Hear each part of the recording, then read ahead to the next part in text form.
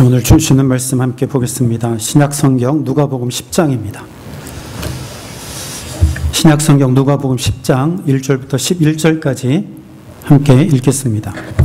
제가 가진 성경 109페이지입니다. 누가복음 10장 1절부터 11절 말씀입니다.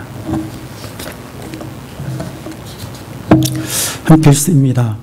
그 후에 주께서 따로 70인을 세우사 친히 가시려는 각 동네와 각 지역으로 둘씩 앞서 보내시며 이르시되 추수할 것은 많되 일꾼이 적으니 그러므로 추수하는 주인에게 청하여 추수할 일꾼들을 보내주소서 하라. 갈지어다 내가 너희를 보냄이 어린 양을 이리 가운데로 보냄과 같도다.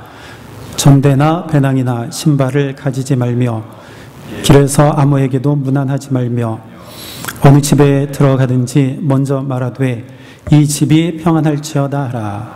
만일 평안을 받을 사람이 거기 있으면 너희의 평안이 그에게 머물 것이요 그렇지 않으면 너희에게로 돌아오리라. 그 집에 유하며 준 것을 먹고 마시라. 일꾼이 그 삭을 받는 것이 마땅하니라. 이 집에서 저 집으로 옮기지 말라. 어느 동네에 들어가든지 너희를 영접하거든 너희 앞에 차려 놓는 것을 먹고 거기 있는 병자들을 고치고 또 말하기를 하나님의 나라가 너희에게 가까이 왔다 하라. 어느 동네에 들어가든지 너희를 영접하지 아니하거든 그 거리로 나와서 말하되 너희 동네에서 우리 발에 묻은 먼지도 너희에게 떨어버리노라. 그러나 하나님의 나라가 가까이 온 줄을 알라 하라. 아멘. 11절까지 보았습니다. 예수님을 따라다니던 가장 핵심적인 사람들은 12명의 제자라고 할 수 있습니다. 그러나 예수님의 제자들이 12명에 한정되어 있지 않았습니다. 가장 대표적인 제자가 12명이기 때문에 우리가 보통 12명의 제자라 그렇게 지칭을 합니다. 12명의 제자 외에도 예수님을 가까이 따라다녔던 제자들이 참 많이 있었습니다. 오늘 본문에서 볼 수 있듯이 70명을 따로 세우시는 모습을 봅니다. 많은 사람들 중에 70명을 따로 세우셨지요. 아마도 70명보다 더 많은 제자들이 예수님을 따라 다닌 것으로 보입니다. 고린도전서 15장 6절에 보면 예수님께서 부활하시고 하늘로 올라가실 때 500여 명의 형제들에게 보이셨다라고 바울은 전하고 있는 것을 볼 때에 예수님을 따라다녔던 제자들이 많이 있었던 것을 볼 수 있고 또 가룟 유다 대신 마띠아가 제자가 되었는데 그도 역시 예수님을 따라다녔던 사람 중에 한 사람이었습니다. 처음부터 따라다녔던 것으로 보입니다. 예수님을 따라다녔던 제자들이 많이 있었음을 볼 수 있지요. 물론 전부 다 동일한 마음은 아니겠지요. 아마도 주변인들도 있을 것입니다. 12제자와 70명과 같은 제자들 그리고 그와는 조금 다르게 어떠한 주변인 그냥 멀찍이 바라보는 그런 제자들도 있었을 것으로 생각이 되긴 합니다. 오늘 본문의 이 70명의 제자들은 12명의 제자들의 복음 가는 사람들로 보입니다. 이들이 파송받아서 자신의 사명을 충실하게 감당한 것으로 보아서 그렇게 우리가 생각해 볼 수 있습니다. 누가복음 9장 그러니까 우리가 10장을 보았는데 9장 1절부터 보면 12명의 제자들을 먼저 세상에 파송하신 모습을 봅니다. 그리고 나서 오늘 10장에서 70명을 다시 파송하시는데 12명의 제자들에게 주셨던 권능을 동일하게 70명에게도 부여해 주셨습니다. 그리고 그들을 파송하신 것이죠. 이들 모두가 12명뿐만 아니고 70명도 파송해서 세상으로 나아가서 그들에게 주신 사명을 잘 감당했습니다.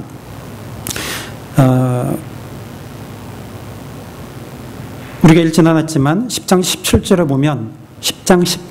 보면 이렇게 말씀하지요. 70인이 기뻐하며 돌아와 이르되 주여 주의 이름이면 귀신들도 우리에게 항복하더이다.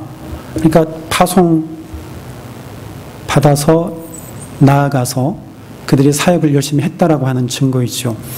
우리가 주의 이름으로 명하니까 귀신들도 떠나갔습니다. 항복했습니다. 예수님께 보고하는 장면이죠. 그러니까 예수님께서 70명에게 똑같이 12명에게 주셨던 권능과 능력을 주셔서 세상으로 파송하시고, 파송받은 그들은 그들에게 주신 사명을 잘 감당한 것으로 보입니다. 예수님은요, 제자들을 부르셨습니다.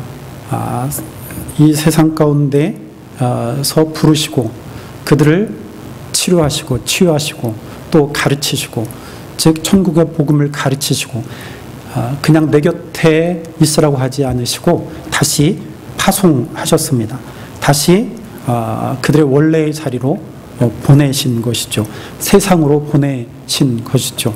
그것이 예수님의 사명이었습니다. 여러분, 교회는 세상으로부터 부름받은 자들의 모임이라고 할 수 있습니다. 세상 가운데서 부른 자들이 모인 곳이 이 교회입니다. 그래서 이 교회에서는 예배가 드려지고 기도가 이루어지고 교제가 이루어집니다. 뿐만 아니라 이 교회에서만 머물라고 하지 않으시고 세상으로 다시 파송하시는 것이죠. 즉 나의 삶의 자료 다시 파송하는 것입니다. 세상 가운데로 다시 내보내는 것이죠. 그래서 우리는 교회에만 머물지 않고 다시 우리의 자리, 원래의 자리, 즉 세상 속으로 들어가는 파송받은 제자라고 할 수 있습니다. 가라, 이것이 예수님의 명령이셨죠. 마태복음 28장 19절에 보면 그러므로 너희는 가서 모든 민족을 제자로 삼아 아버지와 아들과 성령의 이름으로 세례를 베풀라, 그렇게 말씀하셨습니다. 가라 말씀하셨어요. 이것은 명령입니다. 예수님께서 마지막 지상명령이지요. 부활하시고 난 이후에 예수님께서 마지막 제자들 하늘 올라가시기 전에 제자들에게 주신 명령입니다. 가라, 세상으로 가라 말씀하시죠. 이건 명령입니다. 이것은 한 번만 가라고 하는 것이 아니고 끝없이 지속적으로 계속적인 의미가 있습니다. 그래서 그 세상 가운데 머물면서 예수님께서 주신 사명을 잘 감당해라 라는 의미인 것입니다. 요한복음 20장 21절에 보면 예수께서 또 이르시되 너희에게 평강이 있을지어다 아버지께서 나를 보내신 것 같이 나도 너희를 보내노라, 이렇게 말씀하십니다. 예수님은 하나님으로부터 보냄받았습니다. 세상으로 보냄받은 분이에요. 아버지의 말씀에 따라서 순종해서 이 세상에 오신 분이에요. 예수님은 하나님과 동등됨을 취할 것으로 여기지 아니하시고 하나님의 말씀에 순종해서 이 땅 가운데 오신 하나님의 아들이십니다.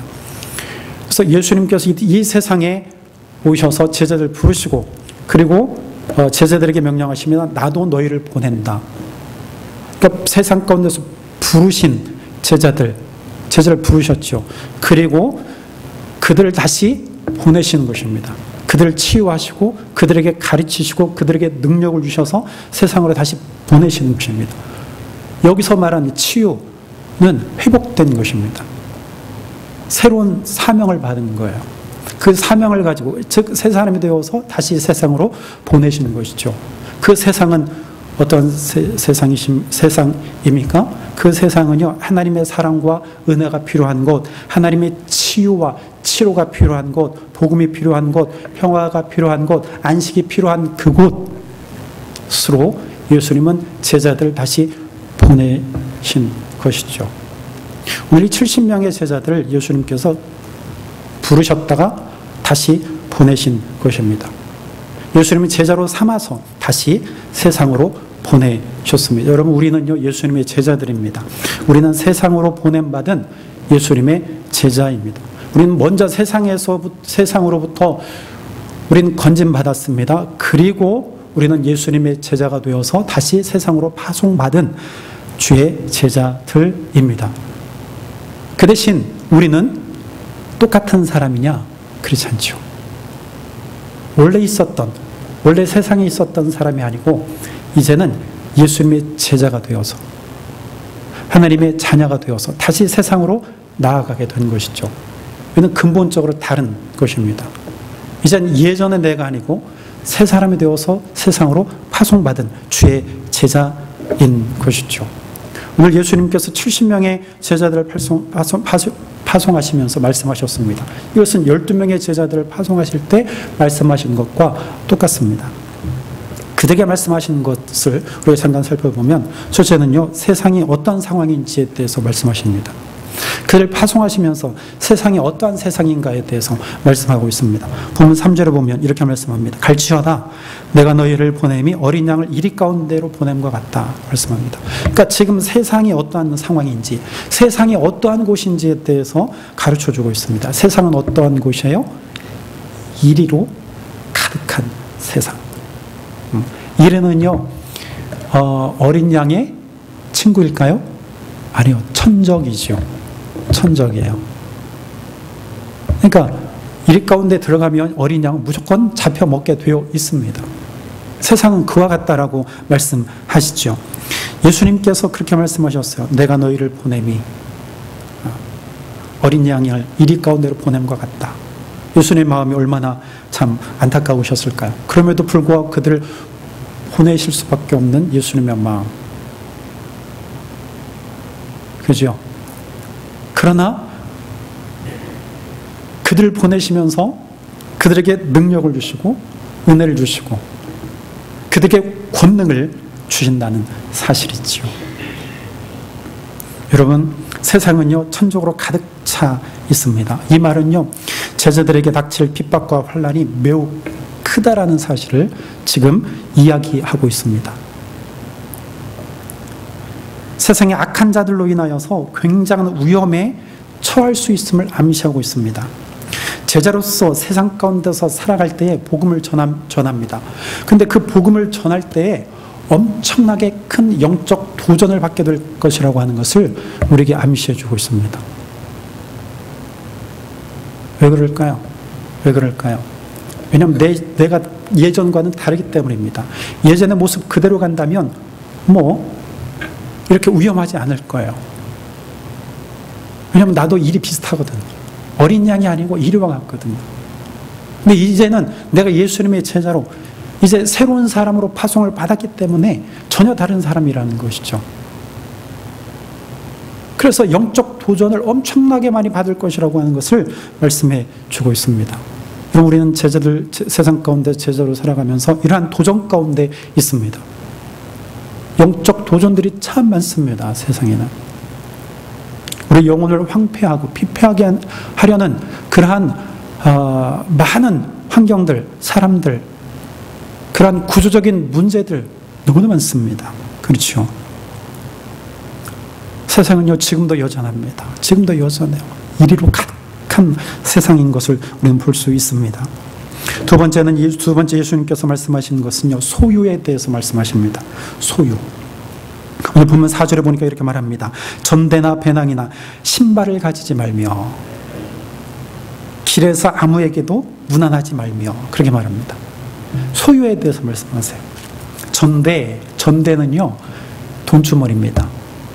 지갑이에요. 오늘날 말하면 지갑이나 배낭, 내 아주 최소한의 물건을 담을 수 있는 그러한 배낭, 그 배낭을 가지지 말라, 신발을 가지지 말라, 여분의 신발을 가지지 말라 이 말이에요. 심지어는 문안도 하지 말라, 길에 서서 문안하지 말라 이렇게 말합니다. 여러분, 오늘 예수님께서 이러한 것을 금지 명령을 말씀하셨는데 마치 무전여행과 같아요. 그죠? 근데 가만히 생각해 보면 이런 것들 우리에게 필요합니까? 그죠? 필요한 것들입니다. 우리가 반드시 살아가는 데 있어서도 또 여행함에 있어서도 우리에게 필요한 것들입니다. 여러분 여행 갈 때 얼마나 우리가 많은 것들을 필요로 하는지 여러분들 다 잘 아시잖아요.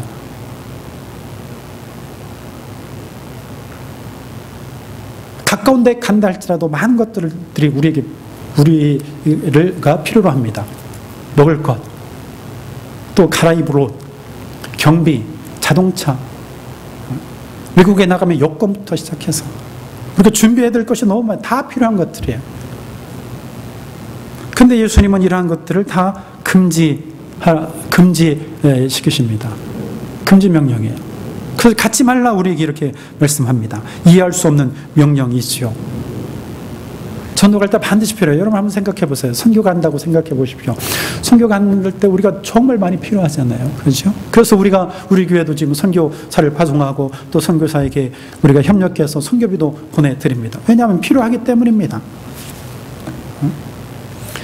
요즘에는요, 선교사님들 파송할 때요, 선교사님 후원이 어느 그 기준점을 두고 있는데, 물론 교단마다 다 다릅니다. 기준점을 두고 있는데 그 기준 액수를 채우지 않으면 아예 파송하지 않아요. 왜냐하면 그만큼 어렵다라고 하는 것이죠. 그래서 선교비를 받으려고 굉장히 애를 씁니다. 애를 써요. 필요하기 때문이에요. 좀 배치되지요? 오늘 말씀과. 그런데 예수님은 아무것도 가지지 말라 이렇게 말씀하십니다. 아무것도 가지지 말라. 지갑도 가지지 말고 배낭도 매지 말고 여분의 신발도 가지지 말라. 그냥 있는 그대로 나가라 이 말이죠. 여러분, 이 말씀에는요 아주 더 깊은 의미가 담겨 있다라고 하는 것이겠죠. 그것은 뭐냐? 본질입니다. 본질에 충실하게 하시려는 예수님의 뜻이 있다라고 하는 것이죠. 여러분, 우리는요 사실 전대와 배낭이나 신발 이런 거 가지면 분명히 그것이 사라지고 없어지면 무슨 생각을 하겠습니까? 더 필요하지.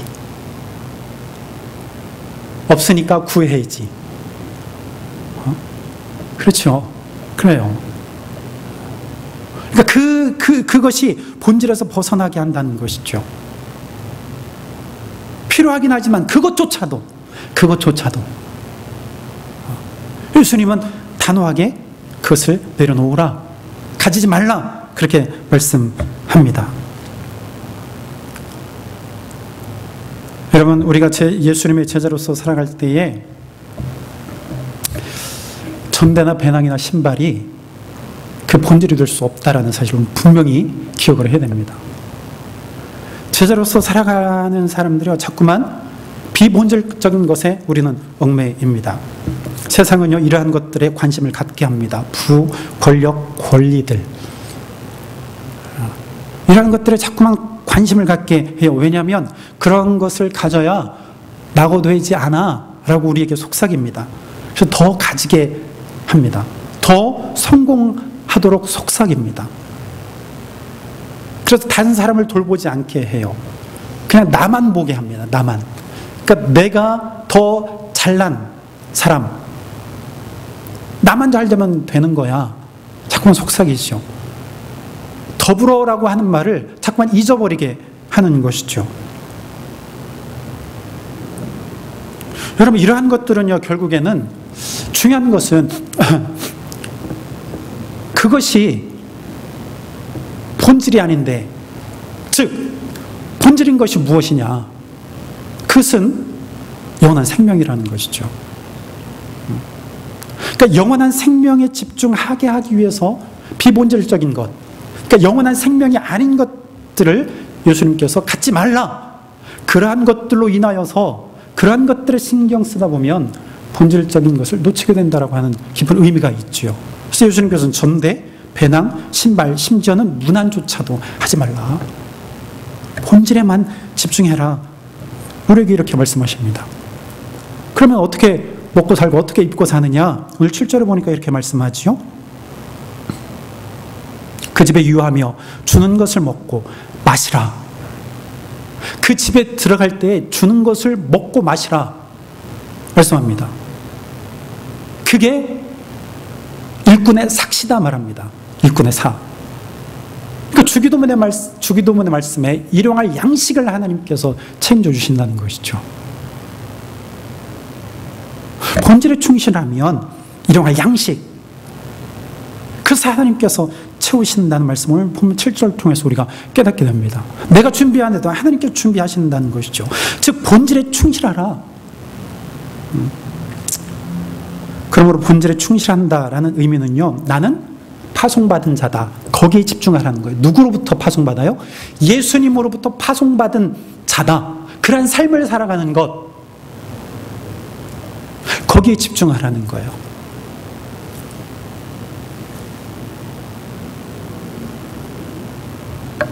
여러분, 생명에 집중하려면 전대나 배낭이나 신발들의 일상용품에 대한 걱정을 접어두고 인간관계에서 가리키는 문안마저도 하지 말아야 합니다. 생명에 집중하기 위해서는. 여기서 말하는 생명은 무엇이냐? 예수의 생명이라는 것이죠. 이걸 놓치면 안 된다는 거예요. 여러분, 교회와 신앙과 말씀에 관심이 없는 이유를 우린 곰곰이 생각해 봐야 돼요. 교회에 관심이 없고 신앙에 관심이 없고 말씀에 관심이 없고 하나님에 대해서 관심이 없다라고 하는 얘기는요, 다른 것에 더 관심이 있다라고 하는 거예요. 다른 것이 무엇입니까? 오늘 말씀하신 전대요, 배낭이요, 신발이에요. 거기에 더 관심이 있기 때문에 신앙에 관심이 없게 되는 것이죠. 교회에 관심이 없어요. 이 이야기는 영혼에 관심이 없다라고 하는 거예요. 영혼에 관심이 없다라고 하는 것은 하나님에 대한 관심이 없다라는 거예요. 하나님에 대해서 관심이 없다라고 하는 것은 참 생명에 관심이 없다라고 하는 거예요. 무엇이 본질이고 무엇이 비본질인지 여러분들 아시겠죠? 세 번째 예수님께서 말씀하시는 것은요, 평안을 빌라고 하셨습니다. 평안. 5절에 보니까 어느 집에 들어가든지 먼저 말하되 이 집이 평안할지어다 하라. 만일 평안을 받을 사람이 거기 있으면 너의 평안이 그에게 머물 것이요 그렇지 않으면 너희에게로 돌아오리라. 너희에게 돌아오리라. 여러분, 만난 사람마다 평안을 빌려요. 평안. 이것은요, 하나님께서 주신 평안이에요. 단순히 경제, 사회, 문화적 그런 평안을 뛰어넘는 모든 것을 포괄하는 하나님의 평안. 이것은요, 하나님의 은혜요, 하나님의 은총이요, 하나님께서 주시는 평안이요, 하나님께서 주시는 쉼이요, 죄로부터 해방되는 것이요, 참된 자유. 이러한 평안입니다. 물론 우리가 말한다고 해서 되는 게 아니에요. 이것은 예수 그리스도 안에서 이루어지는 것입니다. 여러분, 하나님의 평안을 믿음으로 받는 자, 우리가 평안을 빌면은요, 평안을 이야기하면, 예수의 평안을 이야기하면 그 평안을 받을 만한 사람은 그 평안이 그 사람에게 임해요. 그렇지만 그 사람이 받지 못하고 툭툭 튕기면 그 평안이 누구에게 와요? 튀겨서 다시 나한테 오는 거예요. 그러므로 나는 손해날 게 없지요. 나는 손해날 게 없어요. 저주해보세요. 그 저주 받을 사람이 아니면 그 튕겨서 누구에게 오는 거예요? 그게 나한테 오는 거겠죠. 그러므로 우리는 저주보다 평안을 위해서 기도해야 돼요. 평안을 줘야 돼요. 평안을 선포하고 평안의 말을 해야 돼요. 여러분, 만난 사람마다 평안을 전하세요. 하나님의 은혜를 전하세요. 그 사람이 받지 못하면 누구에게 온다? 그 평안이 나에게 온다. 네 번째, 예수님은요, 그 제자들에게 말씀하십니다. 병자들 고치라 말합니다. 병자들 고치라. 여러분, 병자들을 고치는 것은 제자들이 고치는 것이 아니고 하나님이 예수님께서 주신 권세와 권능으로 고치는 것입니다. 즉 예수의 이름으로 고치는 거겠죠. 본문 9절 A절에 보면 거기 있는 병자들을 고치고 말합니다. 이것은 12명의 제자들에게 주신 능력과 똑같습니다. 여러분, 예수님의 사역 가운데 가장 사역 가운데 중요한 것 중에 하나가 바로 고치는 사역이셨습니다. 예수님이며 이 세상에 오셔서 많은 사람들을 고치셨습니다. 이런 고침받는다. 이것은 회복입니다. 온전입니다. 부정이 아니고 깨끗함입니다. 우리가 레위기에서 보잖아요. 우리가 하나님 앞에 설 때는 우리가 어떠해야 선다고요? 온전해야. 부정한 것들을 씻음 받아야 하나님 앞에 선다라고 하는 것이죠. 그래서 고친다라고 하는 것은 하나님께서 지금 가까이 오셨다라고 하는 표예요. 표징. 그래서 예수님께서 오셔서 병자들 고치시는 거예요. 잘못된 것을 바로잡는 것, 회복시키시는 것, 지금 하나님이 가까이 와 계시다라고 하는 표입니다. 징표입니다. 죄로부터 해방된 삶, 악으로부터 벗어난 삶, 변화된 삶, 구별된 삶, 거룩한 삶, 성결한 삶. 이게 바로 고침받는 것입니다. 이게 평안이에요. 이게 쉼입니다. 이게 안식이에요. 다섯 번째, 예수님께서 말씀하십니다. 하나님 나라가 가까이 왔다 하라. 하나님 나라가 가까이 왔다. 병자를 고치고 하나님 나라가 가까이 왔다 하라. 회복되었으므로 하나님이 가까이 오셨습니다. 전해라 말합니다. 본문 9절에 보니까 또 말하기를 하나님의 나라가 너희에게 가까이 왔다 하라. 여러분, 제자 파송의 가장 궁극적인 목적이 바로 이것입니다. 하나님 나라가 가까이 왔다. 여러분, 세례 요한이 가장 먼저 전한 말씀, 예수님께서 이 땅 가운데 오셔서 가장 공생애를 시작하시면서 가장 처음 하신 말씀, 회개하라. 천국이 가까이 왔느니라. 하나님 나라가 가까이 왔다. 하나님 나라가 가까이 왔다. 제자들이 가장 궁극적으로 전해야 할 이 말씀, 하나님 나라가 가까이 왔다 하라. 여러분, 제자로서 우리가 전해야 될 가장 궁극적인 말, 우리가 집중해서 선포해야 될 것은 바로 하나님 나라입니다. 하나님 나라가 가까이 왔다. 여러분, 하나님의 나라는요 무엇입니까? 하나님의 통치를 말합니다. 하나님의 나라는 하나님께 통치하시는 나라예요. 하나님 나라의 통치는 하나님께서 함께 하신다는 것이죠. 하나님께서 다스리신다는 거예요. 그게 하나님의 나라입니다. 하나님이 지금 우리와 함께 계셔. 임마누엘 하나님이죠. 임마누엘 하나님. 이 하나님의 나라는요 생명의 통치입니다. 하나님은요 생명의 근원이십니다. 이 세상의 생명이 아니고 하나님의 생명으로 통치하시는 나라, 그게 바로 하나님의 나라라는 것이죠. 하나님은 아들 예수님을 통해서 그 사실을 우리에게 보여주셨어요. 죽으시고 부활하심으로 그 생명, 그 영원함을 우리에게 보여주셨어요. 그러므로 그 하나님의 나라에 속한 자들은요 예수의 생명으로 하나님 나라의 백성들입니다. 그러니까 하나님이 하나님의 통치를 받고 있는 거예요. 그러므로 하나님의 통치를 받고 있다라고 하는 것은 하나님이 지금 여기에 계시다는 거예요. 나와 함께 계시고 우리 교회 하나에 계시고 또한 온 우주에 함께 계시고 그게 하나님의 다스리는 나라라고 하는 것이죠. 이래가 가득한 세상에서 우리가 그 사실을 선포할 수 있을까요? 그렇게 선포하고 사십니까? 지금 하나님이 우리와 함께 하십니다 라는 사실을 선포하고 계세요? 그렇게 살아내고 있습니까? 잘 모르잖아요. 그죠? 오히려 반대로 가는 상황이잖아요. 오히려 하나님이 다스리시는 나라가 아닌 것처럼 세상에 돌아가고 있잖아요. 그죠? 그렇잖아요. 지금 우리가 서 있는 자리가 바로 그러한 자리라고 하는 것이죠. 예수님 우리를 파송을 그러한 세상으로 지금 파송하셨다라고 하는 것이죠. 우리가 피하고 싶어도 피할 수 없는 세상이 바로 이러한 세상입니다. 그래서 예수님이 이리 가운데로, 어린 양을 이리 가운데로 보냄과 같다라고 말씀하시는 것이죠. 세상이 바로 이래요. 많은 사람들은 무슨 하나님이 통치를 하셔? 무슨 하나님의 생명이 이 세상에 있냐? 무슨 하나님의 생명이 통치를 하냐? 그렇게 주장하고 그런 세상을 만들어가고 있잖아요. 누가요? 악한 자들이. 악한 자들이. 정말 우리가 이 세상 가운데서 이러한 정말 어지러운 세상 가운데서 어지러운 세상으로 우리를 파송하셨는데 우리가 정말 하나님의 나라를 선포할 수 있을까요? 쉽지 않아요. 그죠? 그래서 많은 사람들은요 보이지 않기 때문에 어떻게 해요?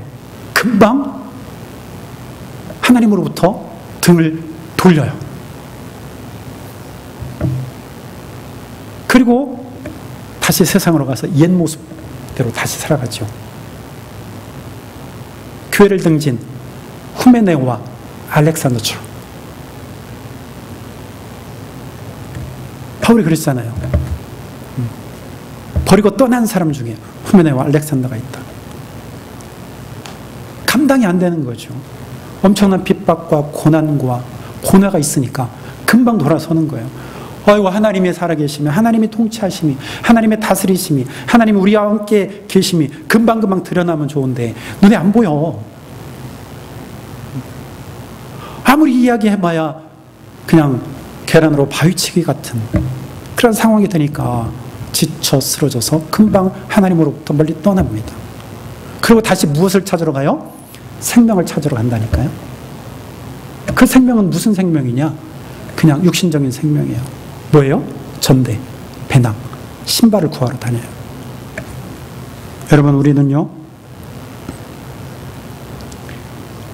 분명히 알아야 될 것은 예수님으로부터 파송받은 주의 제자라고 하는 사실입니다. 우리에게 주신 사명은 하나님 나라가 곧 가까이 왔다.